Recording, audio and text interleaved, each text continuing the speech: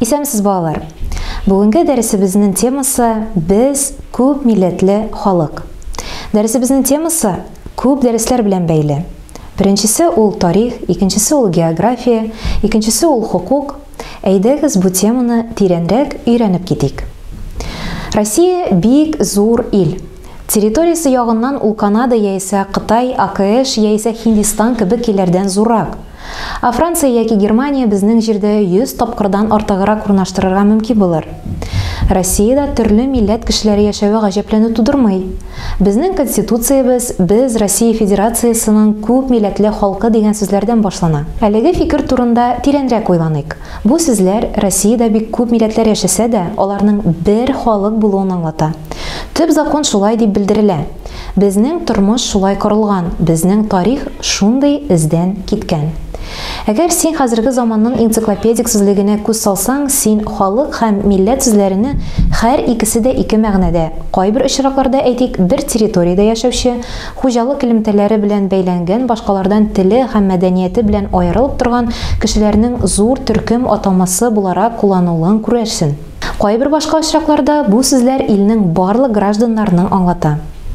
Россия территориясында элек-электән руслар белән янәшә украиннар, белоруслар, татарлар, кареллар, чуашлар, башкортлар, якутлар, дагстанлар, адыгейлар, мордвалар, комилар, удмуртлар, хантлар, мансилар, немецлар, греклар, яһүдләр, әрмәннәр, грузиннар һәм башка бик күп барлыгы 100дән артык милләт яши. Россиядә яшәүче халыклар арасында белгәнеңчә олы һәм кече халыклар юк. Күп санда һәм аз сандагы халыклар бар. Россиядә халыкның күпчелеген руслар тәшкил итә. Рус халкы дәүләтебезне оештыручы һәм төзүче. 9 гасырда ул инде борынгы Русь дәүләте оеша башлый. Баштан ук аның территориясында күп төрле халыклар яши. Славяннар, аларга руслар да керә. Фин-угорлар, төркиләр, варяклар һәм башка халыклар белән янәшә көн күрә.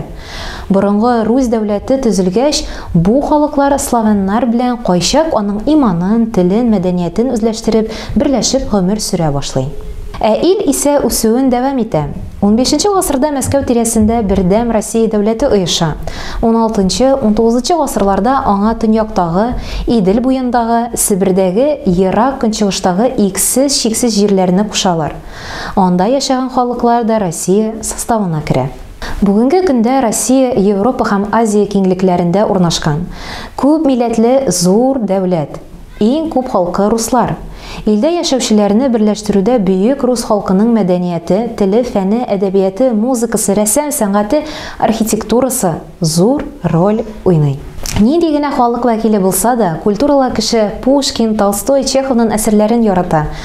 Галимнәр Ломоносов, Королевның нинди хезмәтләр белән танылганын, композиторлар Глинка һәм Чайковскийның, рәссамнарның Репин һәм Суриковның иҗатын яхшы белә. Безгә рус теле Россия Федерациясының дәүләт теле булуы мәгълүм инде.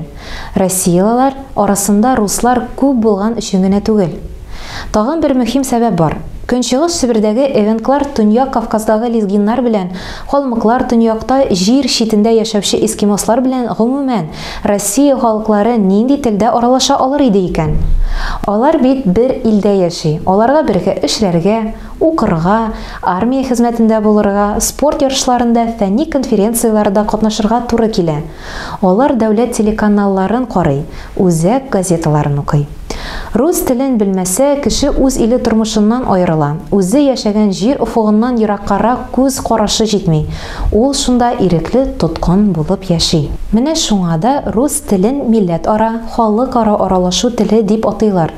Менә шуңа да без рус мәдәнияте күп милләтле халкыбызны бердәм дәүләткә берләштерергә ярдәм итә дибез. Россия халыклары арасында күп сандагы һәм аз сандагы, хәтта берничә мең алай гына да түгел, берничә 100 кешедән торган халыклар бар. Мәсәлән, Чукоткада һәм Ерак Сибир җирләрендә яшәүче немецлар һәм чукчалар яки Дагстан тауларында кубачылар. Шулай да һәрбер халыкның, хәтта бик аз санда булса да, үз мәдәнияте бар. Бу беренче чиратта халыкның теле, фольклоры, әкиятләр, җыр, биюләр, йолалары, гореф-гадәтләре, алай гына да түгел милли ризыклары, киемнәре, йорт кирәк-яраклары һәм башкалар. Рус мәдәнияте белән берлектә Россия халыкларының милли мәдәнияте бетмәс-төкенмәс рухи байлыгыбызны тәшкил итә. Россиянең күп милләтле мәдәнияте ничек оешканлыгын күзаллау өчен бер мисал китерик. Дагыстан тауларында кечкенә генә бер авылда кайчандыр авар егете шагыйрь Рәсүл Гамзатов яши. Аның «Торналар» дигән шигыреннән өзек китерик. Канлы яу кырларыннан кайтмый калган солдатлар качак килә уйыма. Туфрак булган алар ак торнага әверелгәндер кебек тоела. Әлегечә аларның шул заманнан килгән үненә колак салабыз. Шуңа түгел микән без еш моңаеп күкләргә карап тынсыз калабыз. Бу шигырь авар телендә язылган. Син аны рус шагыйре Наум Гребнев тәрҗемәсендә укып аңлый аласың. Соңрак шигырьгә Ян Френкель милләте буенча яһуд кешесе музыка яза. Син аны татар шагыйре Ринат Харис тәрҗемәсендә укыдың. Шул рәвешчә җырның даны бөтен илгә тарала. Ул безнең гомуми мәдәниятебезнең бер өлешенә әверелә. Рус патшалары чит илләрдән немецларны, данияларны, шведларны, грекларны, италияларны Россиягә архитектор, инженерлар, хәрби белгечләр, кораб төзүчеләр, табиблар итеп хезмәткә чакыра торган булалар. Алар гаиләләре һәм хәтта бистәләре белән урнашып яшәгәннәр. Мәскәүдә, мәсәлән, тулы бер немец бистәсе була. Немецлар, ягъни немой, телсез, тел белмәүче, ул чорда барлык чит ил кешеләрен шулай атаганнар.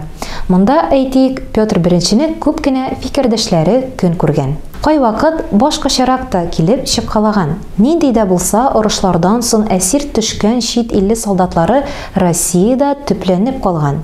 Мәсәлән, 1812 елда Наполеон явыннан соң бик күп француз кешесе Россиядә яшәп калган. Россия күп милләтле халык темасы буенча теория өлешебез тамам.